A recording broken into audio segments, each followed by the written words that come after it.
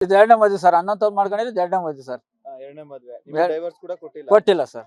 ನಿಮ್ಮನ್ನ ನೀವೇನೋ ಡೈವರ್ಸ್ ಕೇಳಿದ್ರ ಅಥವಾ ಡೈವರ್ಸ್ ನಾನು ಕೊಟ್ಟಿಲ್ಲ, ಸಮಾಧಾನ ಆದಾಗ ಬರ್ತೀನಿ ಅಂತ ಹೇಳಿದ್ವಿ ಸರ್. ಮಹಿಳೆ ಎಲೆಕ್ಷನ್ದಲ್ಲಿ ಅಂದ್ರೆ ನಿಮ್ ಜೊತೆ ಮತ್ತೆ ಬರ್ತೀನಿ ಅಂತ ಹೇಳಿದ್ರು. ಹೇಳಿರೋದು ಅಷ್ಟೇ ನನಗೆ. ನಿಮ್ಗೆ ಗೊತ್ತಿಲ್ಲದೇನೆ ಬೇರೆ ಮದ್ವೆ ಆಗ್ತಿದೆ. ಇವಾಗ ಅಣ್ಣಂತವ್ರು ಮದುವೆ ಆಗಿರೋದು. ಏನ್ ಸರ್ ಇದು ಉದ್ದೇಶ ಈಗ ನಿಮ್ಮ ಅವಳು divorce ದುಡ್ಡು ಹಾ. ದುಡ್ಡು ನೀನು ಒಬ್ಬನ ಹತ್ರ ಅಗ್ರಿಮೆಂಟ್ ಹಾಕ್ಸ್ಕೊಂತೀನಿ, ಇನ್ನೊಂದು ಕಾರ್ ಓಡ್ಸಕ್ ಬರ್ತದ, ಬುಲೆಟ್ ಓಡ್ಸಕ್ ಬರ್ತದ ಅಂದ್ಬಿಟ್ಟು ಅವಳು ಹ್ಮ್, ಹ್ಮ್, ಅಲ್ಲಿ ಬುಲೆಟ್ ಓಡ್ಸನ್ನೇ ಕಟ್ಕೊಬೇಕಾಯ್ತು ಅವಳು ಅವತ್ತು. ಹ್ಮ್, ಹ್ಮ್. ನಿಮ್ಮನ್ನ ಕಾರ್ ಓಡ್ಸಕ್ ಬರಲ್ಲ, ಬುಲೆಟ್ ಓಡ್ಸಕ್ ಬರಲ್ಲ ಅಂತ ಬರಲ್ಲ ಅಂತೆ ಅದಕ್ಕೆ ಬಿಟ್ಟಿರೋದು. ಬಿಟ್ಟಿರೋದು. ಹಾ, ಹಾ. ಆಮೇಲೆ ಚೇತನ್ ಪರಿಚಯ ಆಗವನೆ. ಚೇತನ್ ಪರಿಚಯ ಆದ್ಮೇಲೆ ಅವ್ನು ಮಡ್ಕೊಂಡು ನನ್ನ ಸ್ಟೇಷನ್ ಕೂತಿಸಿಲ್ಲ. ನನ್ನ ಹತ್ರ ಪ್ರೂಫ್ ಇದೆ, ರೆಕಾರ್ಡಿಂಗ್ಸ್ ಇದೆ. ಚೇತನ್ ಯಾರು? ಸೋಲೂರು.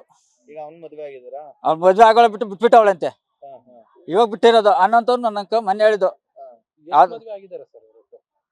ಟೋಟಲ್ ನನ್ಗೆ ಗೊತ್ತಿದ್ದಂಗೆ ಈ ತಳಿ ಇವಾಗ ಅರ್ಶನದೆಲ್ಲ ಸೇರಿ ನನ್ನ ಲೆಕ್ಕಾಚಾರ 3 ಮೂರ್ ಮದ್ವೆ ಪರ್ಸನಲ್ ಆಗಿರೋದು, 2 ನನ್ನ ಹತ್ರ. ಅದು ಇನ್ನು ಪರ್ಸನಲ್ ಚಿಕ್ಕಬಳ್ಳಾಪುರದ ಒಂದಿದೆ. ಆಗಿದೆ.